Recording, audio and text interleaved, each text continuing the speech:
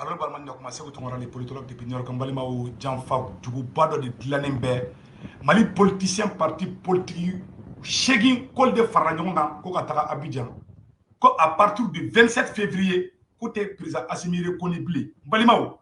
maintenant an y'a ye journal min kɔnɔ a journal kɔnɔ ko abamako.com voilà donc an bɛna mun ɲɛfɔ aw ɲɛna nin ye Faransi ka plan kura de tuguni balimaw a ye kuma in lamɛn dɛ nin ye Faransi ka plan kura de tuguni ka malien den bɛɛ la ka siga yɛrɛ don an yɛrɛ ni ɲɔgɔn cɛ o ye kelen ye filanan fana tuguni ye mun ye u ye mun kɛ Kadafi la dɛ u bɛ fɛ ko ɲɔgɔnna si de kɛ Assimi la parce que kunu lundi kunu mardi 22 février 2022 balimaw Français bolila ka taa Nations Unies na u tun bɛ fɛ résolution dɔ de ka d'u ma u ka passer n'o kun passera sa nɔ Mali tun bɛ bila sous tutelle la balimaw o kɔrɔ k'a fɔ Faransi bɛ se ka intervention militaire kɛ ka Assimi gɛn ka bɔ yen fura foyi tɛ bɔ a la Irisiw ani fɛnkɛ Irisiw ni Chinois olu y'a résolution bloqué CEDEAO kelen-kelen mun n'an bɛ ka négociation kɛ o CEDEAO kelen-kelen ni Faransi de bɔra an kɔfɛ ça veut dire que hali ni an ni ninnu bɛ négociation na an k'an kɔlɔsi ko Mali parti politique mɔgɔw de bɛna gouvernement kura sigi Abidjan Côte d'Ivoire balimaw a sɛbɛnnen bɛ yan nɔ n bɛna kalan bɛɛ lajɛlen k'a mɛn a sɛbɛnnen bɛ yan dɛ voilà ko o bɛna parti kura sigi donc u ni Faransi de bɛnmakan don dɛ a kun tɛ dɔwɛrɛ ye a kun ye de ka coup d'état kɛ président Assimi Goïta la mais maliyɛnw a y'aw da ka sinɔgɔ a ko tɛ taa ɲɛfɛ n b'o ɲɛfɔ aw ɲɛna bi maliyɛnw an ka da Assimi la an ka da Choguel la an bɛna u ye mun préparé maliyɛnw ne ka aradari ye mun yira ne la ne jigila tigɛra Mali politicien dɔw la wallahi dɔw sumalen bɛ ja Faransi kelen bɛ ka wari o de kosɔn n ko Choguel ni Assimi ma aw ka petini minnu b'aw kɛrɛfɛ a y'u gɛrɛ aw la aw k'u entretenir wallahi a chroniqueur caman bɛ yen a n'a politicien caman bɛ yen wari dilen b'u ma a ka bon hakili ma hali ni Assimi ko k'a bɛ ninnu sa a t'u sɔngɔ sɔrɔ Faransi ye fɛn bɛɛ d'u ma Faransi ye miliyariw de bila zie la walasa ninnu bɛ se ka Assimi buruja Assimi bɛ gɛn cogo min ayiwa ko bɛna t'u ka gouvernement sigi Abidjan dɛ n bɛna yɔrɔ kalan balimaw an ka jɛ a ye nin video a y'a partager diɲɛ bɛɛ ka sɔrɔ k'u ka gouvernement kura k'u bɛna taa sigi Abidjan balimaw a yɔrɔ sɛbɛnnen filɛ n bɛna kalan bɛɛ lajɛlen k'a mɛn u ye kuma dɔ fana fɔ tuguni ko Faransi tatɔla filɛ nin ye terroriste ɲɛmɔgɔba bɛ yen nɔ ko Iyad Agali bɛ ka tɛgɛrɛ fɔ ko Assimi tatɔla don ko Iyad Agali bɛ tɛgɛrɛ fɔ la o kɔrɔ sisan k'an ja tigɛ k'a kɛ sisan i n'a fɔ Faransi tatɔla min filɛ nin ye non terroriste minnu sago kan na a y'aw da aw ka sinɔgɔ Assimi ye marifa min di Mali armée malienne ma bilahi maliyɛnw n'a bɔra Nigéria la jamana tɛ sous région in na CEDEAO dugu tɛ yen k'a bɛ se Mali sɔrɔsiw la bi ala ni Assimi sababuya la bila ala ni les 5 colonels et Choguel Kokala Maïga ala n'olu sababuya la balima n bɛna bɛɛ lajɛlen yira aw la ko 8 partis de l'opposition vont former un gouvernement depuis Abidjan selon abamako.com une coalition de 8 partis maliens opposés à la junte au pouvoir à Bamako a annoncé mardi à Abidjan vouloir former un gouvernement civil de transition le 27 février pour organiser les élections dans un délai de 6 mois. Or, comme les politiciens de Abidjan bi, Alassane Ouattara fait bi, comme parti Chegi, comme un gouvernement sigi, comme obena Assimi Gengabo Fangala, comme élection organisée Mali Kono Kalo Woro, Alassane Ouattara a une Koumala Mede, comme Alassane Ouattara fait. Nous allons former à partir du 27 février à minuit un gouvernement civil de transition qui va conduire le pays vers des élections générales dans un délai de 6 mois, a déclaré de presse Ania Ibrahim Kamara, le président de cette coalition du mouvement Faso Dambé MFB. L'honneur de la partie en Bambara, il a appelé ce jour-là des rassemblements dans toutes les grandes villes du pays, car selon lui, la majorité des Maliens n'est pas d'accord avec Assimi Goïta. Cette date du 27 février correspond à celle fixée initialement par les militaires ayant pris le pouvoir en août 2000 pour un retour à l'ordre constitutionnel, mais qu'ils n'ont pas respecté le lundi. Mbalimao, comme on a Abidjan, à partir du 27 février, Abidjan Fossa non. Semaine prochaine, comme on a mouvement de Wuli Mali Konana, comme un Malien Berabo Assimi contre là, comme Beka Fokoute Assimi fait. Quand le gouvernement sigi, Balima ou de Kadhafi là, u keto ka Kadhafi gɛn ka bɔ fanga la u ye ni ɲɔgɔnna si u ye ni technique de kɛ ka Kadhafi gɛn u bɛ gouvernement sigi Alassane Ouattara ni Babo ye élection kɛ u ye Alassane Ouattara bila ka gouvernement former ka sɔrɔ ka sɔrɔsiw kɛ ka Babo gɛn ka bɔ yen u bɛ fɛ ko ɲɔgɔnna si de kɛ Assimi la mais bilahi a bɛ da taraku la maliyɛnw ala aw kana yɔgɔyɔgɔ a y'aw da ka sinɔgɔ koyi Assimi bɛ sɛsogo ɲimi de la kuluba koyi Assimi dalen bɛ Assimi lafiyalen bɛ i b'a fɔ mɔmiyɛrɛla mɔden mais bilahi dɔ bɛ malo ala tɛmɛ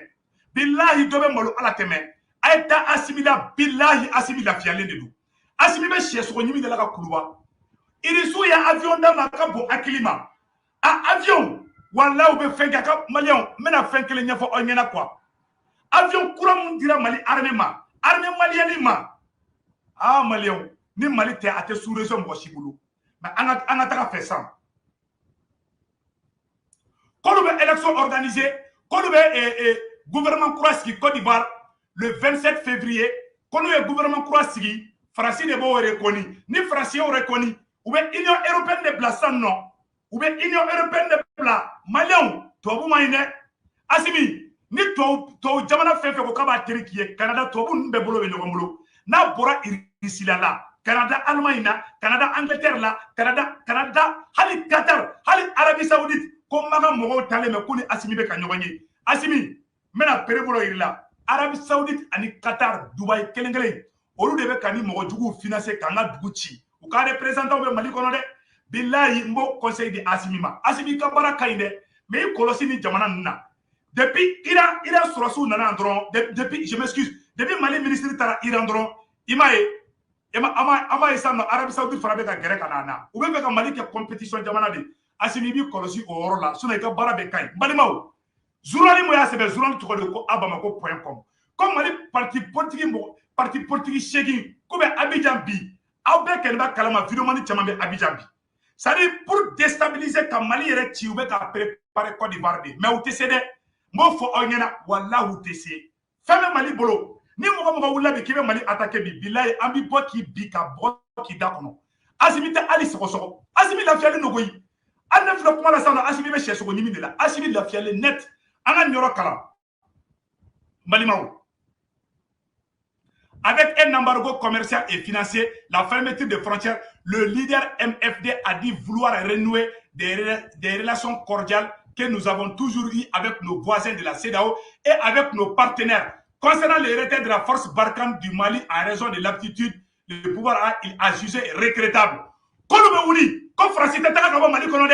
aïe du Kouamea, Mali politicien de Farale Menyoronka, parti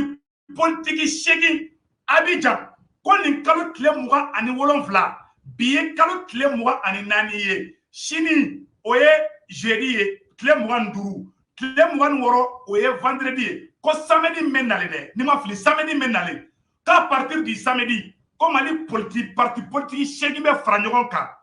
ko ka wuli ka gouvernement kura sigi tubabu b'o yɛrɛ kɔni u b'a fɔ k'u tɛ Assimi jati bilen donc u bɛna kɛlɛ de wuli u bɛ fɛ ka kɛlɛ de wuli Mali kɔnɔna na sisan o mɔgɔ minnu farala ɲɔgɔn kan o parti politique minnu farala ɲɔgɔn kan u ko tuguni ko Irisu ko Faransi tɛ taga ka bɔ Mali kɔnɔ dɛ ko Faransi bɛ to Mali kɔnɔ de n balimaw ne segu jigila tigɛra bi dɛ ne de ko n ka bɛn n ko Mali bɛ ka libérer olu bɛ ka kasi ko Faransi man kan ka taga ka bɔ Mali kɔnɔ dɛ awa u bɛ ka nkalon dɔ fana tigɛ tuguni n balimaw ko Iyad Agali ye communiqué kɛ ko ka tɛgɛrɛ fɔ ko Faransi tatɔla don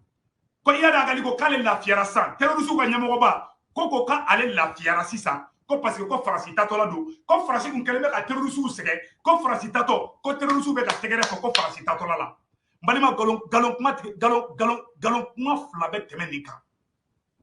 galon kuma fila bɛ tigɛ nin kan o kun de dɔrɔn k'an ja tigɛ aw kana ja tigɛ dɛ an n'u to Abidjan hali Côte d'Ivoire armée hali sous-région bɛ armée ka fara ɲɔgɔn kan u tɛ se armée malienne na bi mais k'a fɔ aw ɲɛna de u bɛ ka plan mun tracer Mali contre la bi u kɛlen bɛ ka wariba de d'u ka vidéomaniw ma u ka chroniqueurs ma bilahi u kɛlen bɛ ka wari de d'u ma o de kosɔn ko Assimi ni e y'i ka mɔgɔ min nommé ne y'i ka jeune mun gɛrɛ i la o mɔgɔ kolon de bɛ couler Assimi maliyɛnw bɔ ɲɔgɔn na i m'a ye ninnu tun bɛ boulevard la sisan u kɛra ministre ye Assimi u bɛɛ ta i k'u gɛrɛ kɛrɛfɛ ka place d'u bɛɛ ma minnu bɛ couler la wariba de dilen don u ma dɛ Faransi kɛlen bɛ ka wari d'u ma u tɛ fɛ Ou bien faire un mokokato nyama nogosi de la inofé. Ou qu'on a la condition là. Le nerf de la révolution, le nerf du combat, c'est l'argent. Ne me retaka drome kelena. Ne me retaka place la bi, ne me retaka warla. Mais mon bé, nous te barala. Aw jeune yorodama aka hasidiya dabla aw ni ɲɔgɔn cɛ aw de bɛ ka taa ɲɔgɔn tɔgɔ tiɲɛ sɔrɔsiw ye o y'a kɛ ne yɛrɛ la aw hasidiya dabla dɛ aw ka tɛgɛ di ɲɔgɔn ma u k'aw bɛɛ dɛmɛ ɲɔgɔn fɛ aw ka baaraw sɔrɔ parce que n'i tɛ baara la n'i bɛ chômeriya la dɔrɔn i bɛ don kalabu de la donc an b'a ɲini sɔrɔsiw fɛ a y'a ka jeunes fara ɲɔgɔn kan k'u encadrer c'est le vrai combat qui va commencer Faransi kelen bɛ ka wari bila en jeu de bi walayi i m'a ye u tɛ se ka kérékile u bɛ bɔ manamana kan fɔ de la u seko t'a la u b'a dɔn nkalon don mais fanga t'u la u barika banna mais n'i ye mɔgɔninfin ka wari minɛ i b'a ka baara de kɛ u ye Faransi ka wari de minɛ awa u bɛ Faransi ka baara de kɛ awa u ka laɲini tɛ dɔwɛrɛ ye ka Asimi ka fanga in tiɲɛ awa Asimi i kɔlɔsi Iran na Asimi kelen je m'excuse Arabie Saoudite n'o ye Makan ye Asimi i kɔlɔsi Arabie Saoudite la Arabie Saoudite ani Qatar olu de ye Mali ci ɲɔgɔn fɛ olu de ni mɔgɔjugu ninnu financer olu de ni Faransi farala ɲɔgɔn kan ka taa Libi ci donc an bɛ mun f'i ɲɛna Dubaï ka ninnu an y'a mɛn ko Choguel taara Dubaï an y'a mɛn bi tuguni ko Arabie Saoudite jamana fila min ye Mali ci jamana fila min farala rebelliw kan jamana fila min farala Faransi kan ka Libi ci ka Mali ci o jamanaw o ye jamana fila jumɛn ye o ye Qatar de ye Dubaï Choguel bɛ Dubaï bi awa Magankaw ka représentant ko ni président Assimi ye ɲɔgɔn ye bi Arabie Saoudite Assimi ni jamana fila in tɛ Mali nin ye dɛ ninnu ye Mali juguw de ye ninnu de bɛ ka ni mɔgɔjuguw financer n b'o yɔrɔ fɔ ka nɔgɔ b'o la o preuve tɛ dɔwɛrɛ ye il y a un chercheur là a bɔra n'a document ye n bɛna document bɔ ka yira aw bɛɛ lajɛlen na an bɛ jɛ k'u lamɛn ɲɔgɔn fɛ balimaw an y'o de fɔ an tɛ kuma kunfɛ dɛ aw ni an ka jɛ an ka lamɛn ɲɔgɔn fɛ balimaw. Écoutez, tout le monde sait très bien qui finance et qui organise le terrorisme islamiste. C'est les Saouds, c'est le Qatar. On leur déroule le tapis rouge à Paris, à Bruxelles et partout pour venir faire des affaires, du business. On va se prosterner là-bas pour obtenir des aumônes, pour obtenir aussi des faveurs pour certains politiciens. Il faut boycotter les Saouds et le Qatar tant qu'ils font ça et tant qu'il n'y a pas la démocratie là-bas. Et alors c'est terminé. Sachant aussi que c'est la CIA qui donne la formation. Voilà. Aw bɛɛ lajɛlen ni kuma mɛn dɛ ko Saoud et Qatar Saoud et Qatar Saoud yɔrɔ jumɛn o ye Magan ye Qatar yɔrɔ jumɛn o ye Dubaï yanfan ninnu de balimaw o jamana fila ninnu olu de bɛ k'a fɔ k'u bɛ teriya kɛ n'anw ye mais olu de ye taara Libi ci olu de ni Faransi ye terimaw ye donc k'a fɔ Assimi ɲɛna i k'i kɔlɔsi i ka baara taabolo ka ɲi an y'o de fɔ toujours en temps plein awa Tchad sɔrɔsi minnu bɛ ka na Mali kɔnɔ Assimi n'i ye ne bila i place la hali k'a to yen Assimi ye ne san déjà dɛ ne lafiyalen don bɛ dalen bi la mais Tchadienw ye français de quoi Tchadienw bɛ ka baara kɛ Faransi de wallahi bilahi ne kɛlen bɛ se ka Tchadi sɔrɔsiw to yen ka t'u fɛ yen an ka débrouiller ni Mali armée ni Tchadi nana yan nɔ a man ɲi an ma quoi vraiment mais c'est pas grave an ma dimi an ma fɛn an b'i fɛ Assimi wallahi an ka dugawu fana b'i ye donc balimaw o yɔrɔ tɛmɛnen kɔfɛ ka bɔ a la n bɛna mun yira la embargo de ye Côte d'Ivoire sɛgɛn Ivoiriens de bɛ ka wuli Alassane Ouattara contre la bi ko embargo y'u sɛgɛn Alassane Ouattara ani Mali politicien dɔw de fana bɛ ka coup d'état préparé Côte d'Ivoire k'u bɛna Assimi gɛn ka bɔ fanga la o Ivoirien minnu bɛ ka bɔ n balimaw o fana prévu filɛ n bɛna bɔ k'o yira aw la aw ni an bɛ jɛ k'u lamɛn ɲɔgɔn fɛ.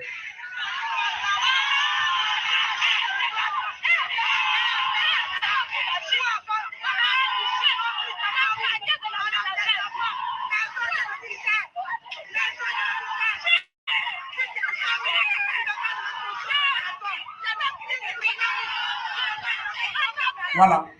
ne Ivoiriens de ka mankan ci ko logo ko fɛn bɛ prix yɛrɛ la ko fɛn fɛn k'a bɛ Côte d'Ivoire k'a bɛɛ prix yɛrɛ la bi ko donc ko Ivoiriens ko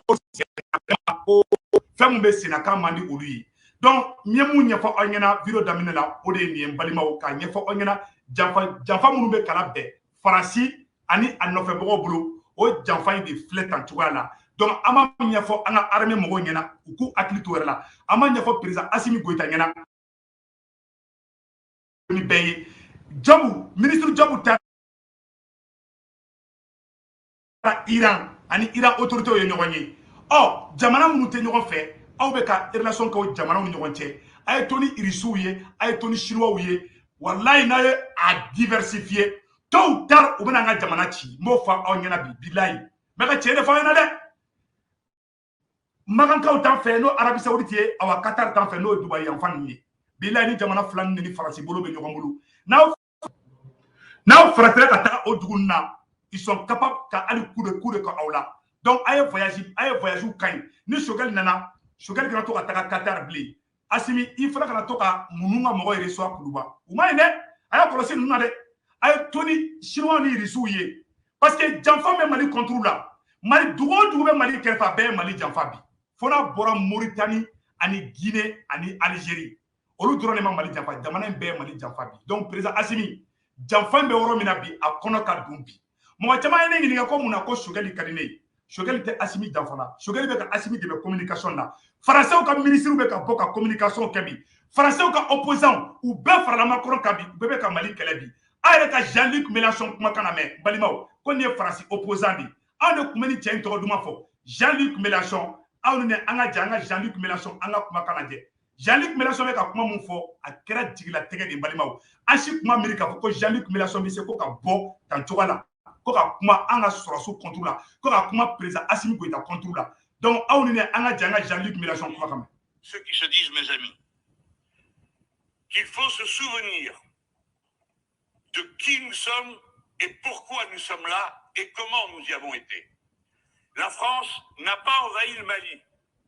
La France est venue au Mali à l'appel des autorités maliennes, sans être démentie à quelque moment que ce soit, par qui que ce soit, à part les djihadistes au moment où il est intervenu. Ko niye Jean-Luc Mélenchon di, ni te Macron fede, mais ni tara fara Macron kan Mali contrôle la ka tila ka galon fana tigɛ. Ko franchement bi Mali kɔnɔ dɛ. Ko Maliens de France wele kana. Mais abe galon tigɛ de la balimaw. Ni ye Umar Margo terikɛ de dɛ. Umar Margo kele a terikɛ de ni cɛ de Jean-Luc Mélenchon. Ni Umar Margo terikɛ de. Ni ne bɔra sisan an ko nin kɛ faso jɔla ba de. Mais bi a y'a vrai couleur ira. N'a tɔgɔ ko Jean-Luc Mélenchon. A ko franchement bi Mali kɔnɔ dɛ. Ko Maliens de France wele. Mais Mali m'a fɔ ko France surasiw kana dɛ. Jɔnmu dɔ ko France avion de kana an dɛmɛ. Mais France taara ka taa Kidal de annexer. Mais a t'o fɔ. France ka bɛɛ de faralen bɛ ɲɔgɔn kan san dɔ ka fara Macron kan. Mais mun ye ne jigila tigɛ an yɛrɛ ka politiciens ka taa fara ɲɔgɔn kan Abidjan, Côte d'Ivoire, k'olu bɛna coup d'état kɛ président Assimi contre la nin kɛra jigila tigɛ ye. Et puis France ambassadeur min bɛ Côte d'Ivoire o bɛ tila ka Maliens nɛni ko Maliens minnu bɛ bɔ ka Assimi soutenir ko Sanusi de bɛ d'olu ma ko an kɛra an bɛ k'a fɔ ko wulu de ko ni Sanusi don an na dɔrɔn k'an b'an da minɛ k'an bɛ wari ɲini dɔrɔn de la donc ko Qatar c'est Doha voilà Qatar c'est Doha je m'excuse Dubaï était quoi Qatar et Doha di aya ka to kam fila woronna mais oran voilà an ngora fa la ko France premier ministre ay ngora la dede. Les autorités maliennes ont clairement choisi de rompre avec la communauté internationale. La France et ses partenaires africains. Voilà. Ko France ko Mali bani mi ka France la ko koro ko Mali ban dien be de la ka galon tigɛ ko Mali ni dien de be kɛlɛ la de ko Mali ni France kelen ta la donc ni France kɛlɛ kɔrɔ kini dien be de be kɛlɛ i ma ye France premier ministre de bɔra ka ni kuma fɔ tantɔ n tɛ galon kuma ye o ma irisiw ye wulu de o bɛ jakuma de irisiw ya ani irisiw tɛ ka adamadenya kɛ biya ani Algérie tɛ ka adamadenya kɛ biya ani Guinée tɛ ka kɛ yan parce que u ma mɔgɔ tɔw filɛ foyi ye ni fali ni sagaw tɛ mais u y'an gosili fɛn fɛn kɛ a bɛɛ bɔra an yɛrɛ ka politiciens dɔw de la aw t'a fɔ fɛ cogo cogo ka taga Abidjan fana k'a bɛna fanga c'est-à-dire que mais c'est très grave vraiment donc an bɛ mun ɲɛfɔ bɛɛ lajɛlen ɲɛna k'an ka mɔgɔw taara Qatar Doha voilà Qatar Doha ko Dubaï voilà Dubaï tɛ quoi voilà n telela kuma la dɔɔni donc n b'o yɔrɔnin corriger quoi Doha donc an bɛ mun ɲɛfɔ bɛɛ lajɛlen ɲɛna an k'an tɛgɛ di ɲɔgɔn ma an ka Assimi dɛmɛ awɔ an ka da Assimi la an ka da Sugali la an k'u dɛmɛ u ka baara bɛ ɲɛ cogoya min na mais an kɛlen bɛ mun ɲɛfɔ Assimi ni Sugali ɲɛna aw ka entourage a y'aw kɔnɔ jɛya aw ka petininw ye aw k'u renforcer aw kɛrɛfɛ ninnu fɛn fɛn filɛ n'u bɛ k'aw kɛlɛ bi walayi France ye miliyari de ta ka di ninnu ma fo ka diɲɛ wuli ninnu tɛ kɛ aw fɛ ne kɔni b'a fɔ i ka réconciliation kɛ aw gouvernement d'union nationale Assimi Goïta n'i ye gouvernement d'union nationale kɛ i yɛrɛ faga a ye nin yɔrɔ couper a ka ci Assimi ma Assimi n'u ye nɛgɛ ka gouvernement d'union nationale kɛ gouvernement d'union nationale o tɛ kɛ France gouvernement d'union nationale o tɛ kɛ Amérique gouvernement d'union nationale u b'a imposer Mali de la awa gouvernement d'union nationale a si ma deli ka Mali bɔ bolo la gouvernement d'union nationale fɛn fɛn kɛra u bɛ France b'a ka espion de bila opposants na k'o don a ka gouvernement na Assimi ka ministre minnu b'i bolo kana foyi fara ministrew kan président Assimi i ka ministre mun bɛ yen kana opposant kisɛ kelen don i ka gouvernement na n'i y'a kɛ don o don walayi bila u bɛ mangoya si ma o garizigɛ man ɲi u tere man ɲi n'u donn'i ka gouvernement na billahi nous matla qui jafa ka shibon tigɛ kɔnɔ u ti fɛ u tɛ Mali fɛ u tɛ Ala fɛ i ka bɛɛ fara ɲɔgɔn kan i ka bɛɛ ladi i ka fɛn bɛɛ kɛ bɛɛ mais bɛɛ fana tɛ se ka fara e Asimi kan ka Mali jɔ ninnu bɛ fɛ ka na fara i kan de k'i ta k'i feere Faransi ma u bɛ mori baaraw kɛ u bɛ espionnage kɛ u tɛ na dɔ wɛrɛ la n'u donna i ka gouvernement na n'u kɛra i ka ministre ye billahi Faransi ma i ka shibon kɔnɔna na Asimi Goïta président Asimi Goïta kana sɔn gouvernement national ma dɛ i sen bɔ gouvernement national la i ka gouvernement b'i bolo to n'i ka gouvernement kelen ye kana n'u ka mɔgɔ kelen ta ka don CNT kɔnɔ ka n'u ka mɔgɔ kelen ta k'i b'a don CNT kɔnɔ ka n'u ka mɔgɔ kelen ta k'i b'a don i ka gouvernement na n'i y'a kɛ i bɛ u tɛ Mali jɔ la mais ne ko i ka yafu ma an bɛ kan tigɛ dɔ ma an ka Mali jɔ o kɔrɔ tɛ k'u yɛrɛ don gouvernement na dɛ i bɛ se ka Mali jɔ ka sɔrɔ i ma don gouvernement na ne bɛ ka Asimi supporter bi ne bɛ ka Sokɛli supporter bi téléphone tɛ ne ni Asimi cɛ téléphone tɛ ne ni Sokɛli cɛ Sokɛli ma dɔrɔmɛ kelen di ne ma Asimi ma dɔrɔmɛ kelen di ne ma mais ne bɛ ka kɛ faso ko la mais munna olu tɛ se ka faso kanu ka faso dɛmɛ ka sɔrɔ u ma wari di wari ma d'u ma ou bien place ma d'u ma Asimi kana nin ja don mɔgɔ si la dɛ ne kɛ bɛ mun ɲɛfɔ i ɲɛna président Asimi amnesty kɛ i ka yafa bɛɛ ma o kɔfɛ i ka sariya kura sigi ni mun y'o kɛ parce que dugumɛnɛ sɔngɔrɔ ye kini de ni ye amnesty kɛ k'i yafara bɛɛ ma o kɔfɛ ni mun ye ko wɛrɛ kɛ hali ni y'o minɛ k'o kan o gulon walayi Ala yɛrɛ bɛ tigɛrɛ f'i kun la parce que i seko kɛ Paul Kagame o de kɛ Rwanda parce que ni ko k'i bɛ girin k'u minɛ sisan nɔ dɔrɔn u b'a fɔ k'i bɛ dictatoriat la mais ni ko n yafara ma an n'an ka Mali jɔ awa sariya kura de filɛ nin ye an bɛna nin de appliquer ni mɔgɔ mɔgɔ Mali janfa an bɛ nin de kɛ nin na walayi o kɔfɛ i bɛ tila k'u minɛ parce que dɔw bɛ yen n ko dugumɛnɛ sɔngɔrɔ ye kini de ni e yafara bɛɛ ma ko bɛɛ nana an ka Mali jɔ walayi dɔw b'a essayer toujours k'u b'a tenter n'u y'a tenter o de la maintenant i bɛ sɔrɔ k'i ka baara daminɛ o la an y'o de fɔ bɛɛ lajɛlen ɲɛna bɛɛ ka tɛgɛ di ɲɔgɔn ma an bɛ Mali kura min nɔfɛ Mali kura min bɛ jɔ an ka da président Asimi na Asimi ne bɛ mun ɲɛ n bɛ segin n ka kuma kan président Asimi kana sɛgɛn an bɛ mun ɲini i fɛ i ka continuer i ka baara fɛ maliyɛn bɛɛ lajɛlen b'i kɔ donc gouvernement national i kana ni mɔgɔ ni opposant kan'u gɛrɛ i ka cercle fan si la i ka hakili to i yɛrɛ la i kana voyage kɛ awa ka audience kɛ ni mɔgɔ ye Kuluba i b'a nɛmɛ ni tile filani kɔnɔna na u bɛ poisson kɛ hali papier la ka di mɔgɔ ma u bɛ poisson kɛ hali tigɛ la n'i tigɛ minɛ poisson b'i minɛ Ala ka kisi kana déplacement kɛ kana voyage kɛ kana gouvernement national kɛ to i ka